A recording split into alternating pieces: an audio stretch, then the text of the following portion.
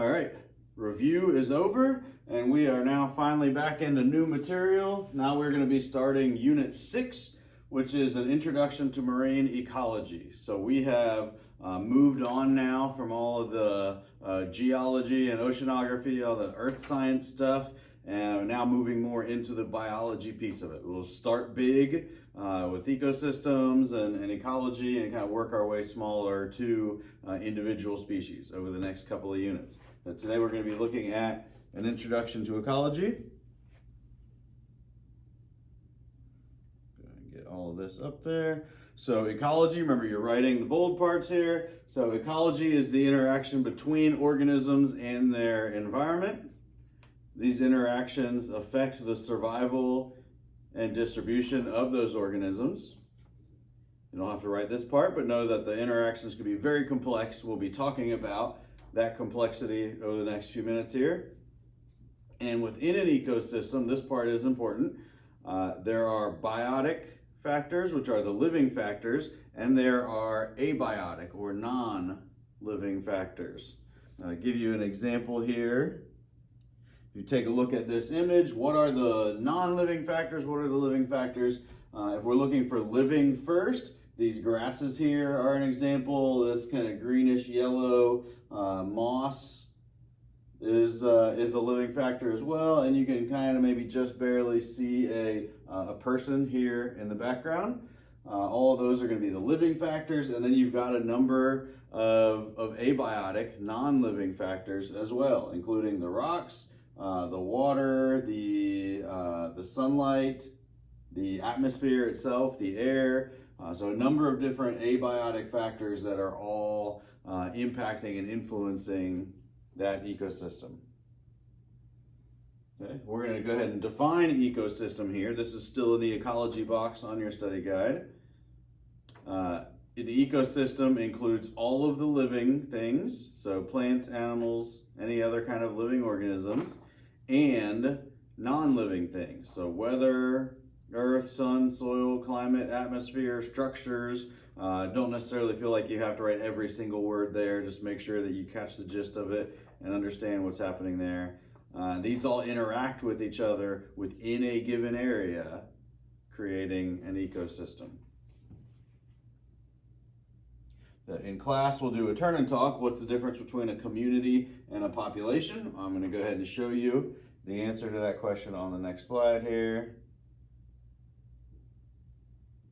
So now we're in the important ecology terms. We've got a population, or all of this is bold. So this is all important stuff here. Take your time and make sure that you get everything that you need off of this slide. The population is all of the individuals of the same species living together. So all of the foxes that are living within that forest, all of the barracuda that are living within that particular area of water. All the individuals of the same species living together. Whereas a community is all populations of organisms, so all living things of different species that are in that area. So if we're sticking with the foxes in the forest, and now we're going to include the squirrels and the rabbits, but we're all living things. So now also the trees and flowers and bushes, anything living, anything biotic that is going to be within that environment. That's the community. Then your habitat is the physical place in which the organism lives, and your niche is going to be all the resources an organism uses for survival, growth, and reproduction. And I'm going to talk about that a little bit more on another slide. You can get that definition down for niche, but if that doesn't quite make sense, I'm going to elaborate and kind of help narrow that definition in just a moment.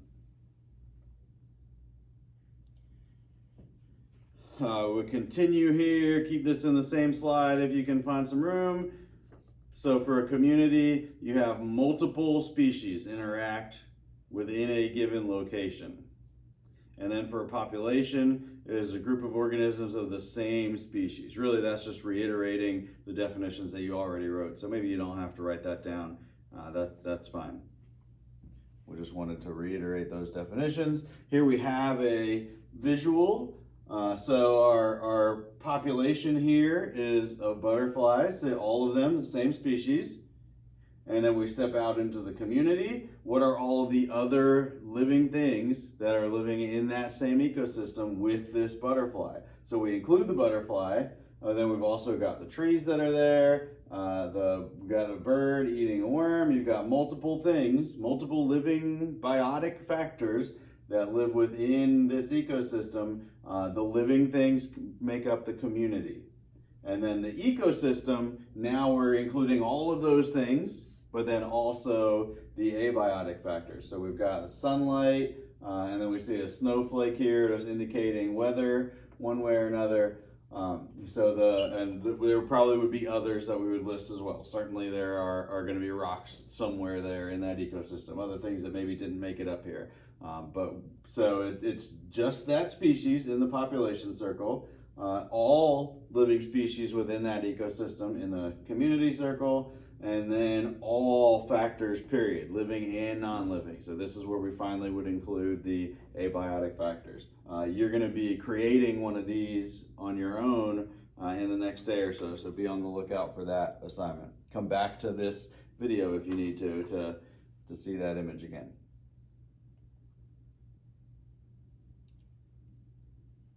All right, so we're now on the populations box. Actually, nothing that you need to write off of this slide. Populations require specific resources to survive. These resources are going to affect that population growth, and especially if those resources are in short supply. So resources that affect the growth of a population are called limiting resources. So I want to mention that because our next slide, where you are writing, names for us what some of those limited resources are. So these limiting resources, which again are the resources that if there's not enough of, then the population will not be able to grow. These include, but are not limited to, they include food and nutrients. So not enough to eat, then the population can't get bigger. Physical factors like light, salinity, or the substrate. And then you've got the actual space, like places to live within that ecosystem. And then things like oxygen, carbon dioxide. So again, these are limiting resources related to the ocean. This would be a different list if we come out onto land, but these are specific to the ocean. And then other things like parasites and other symbionts. And we'll talk about those later throughout this unit and explain why that would matter. All right, we're still in the populations box. So even if a population is not checked by a limiting resource, there is a maximum number of individuals that a habitat can support. So this maximum number is called the carrying capacity. It's the top number of individuals for that species that an ecosystem can carry. Based on the resources that are available, how many foxes can live in that forest. Based on the resources that are available, how many great whites can live in that area of the ocean. And we just have an image here of how carrying capacity works, the amount of nutrients, the number of cells. Don't worry too much about that. All right, so I told you that I would kind of simplify niche for you. We do the same thing here for habitat as well. You don't have to write this down, but you can if it helps you out at all. So the habitat is the address within the community. Where does it live? Is it a cave, or does it live on the seafloor? We'll talk about what those types of creatures are called that live on the seafloor, that's their address. And then your niche is your occupation within that community. Is there a special way that you kind of blend in and hide as a way to hunt or to avoid being hunted? Is there a special way that you can crack open a certain type of clam that other species can't do? So you've got that job within the community of you're the species that can crack open that clam. What's your job within the community is your niche. And then for biodiversity, just be aware that it's the variety of species that are in a given area. You'll hear this term a lot. When you hear people talking about the ocean or rainforests and that sort of thing around the world, there's a concern about a loss in biodiversity, meaning we are losing the number of species in a given area. All right, now we're moving on to population curves. You've got a J-shaped population curve and an S-shaped population curve. The J-shape is it's going to be organisms that introduced into a favorable environment with no competitors for food or space. Let me make sure. I think you're supposed to be writing that down. Yeah, so let's go ahead. The whole thing isn't bold there, but for J-shape and S-shape, let's go ahead and define both of those terms. So organisms are introduced into a favorable environment with no competitors for food or space, and they're going to reproduce quickly. So a J-shaped population curve is where there's not many at first, but because all the conditions are right, the population shoots up, right? If you're charting it out, the population is going to rapidly increase because all of the factors that are needed to be able to do so are present. Where an S-shaped population curve are organisms that encounter environmental resistance that causes the population to go up and down. So once you get to that carrying capacity, based on the resources that are available, that carrying capacity is going to be constantly changing. And so your population is going to fluctuate up and down, creating more of an S shape.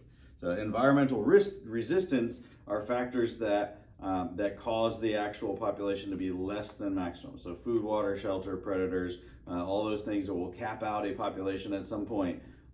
Though as those change over time, it causes the population for each individual species to change.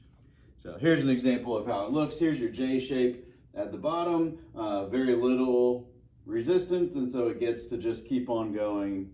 And then here you have your S shape. When you get up to this point here and it starts that up and down, that's the carrying capacity constantly changing and causing the population of the species for the number to change over and over again. I'll just mention this real quick. We already defined ecology, don't worry about that. But steno versus uri. Steno means nary, uri means broad. And so a stenothermal fish can only survive in a very narrow range of temperatures, whereas a euthermal fish is more adaptable to temperature at greater variation. It has a much wider range of temperature that it can live within. And we've got an image here. See that lots of this species can live within this range, but most of them are not going to survive once you get outside a certain level. So that's pretty typical for fish to have a pretty small range of comfort for them to be able to survive. Last box here, population density. So population density is the number of individuals per, like that got cut off a little bit there, per unit area. You have three different ways that it can work out. It can be random, clumped, or uniform. Random is going to be where there is no real pattern to it.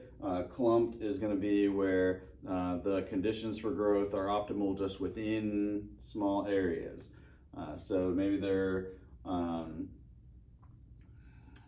trying to think of a good example here. I should have had one ready.